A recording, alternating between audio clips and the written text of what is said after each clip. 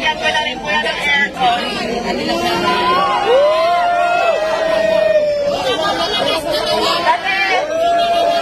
Kasi nabalitaan ko na nagpapahinga lang daw siya dito sa sasakyan, kaya ayan. Rosmar lang malakas! Ayan, ayun ako na naman ginagawa ko kay Councilor. Ilalagay ko sa vlog kung saan. And then naman, ready ka na ba sa next kahon natin? Tawag magbabago ng buhay mo? Ready ka na ba sa next kahon?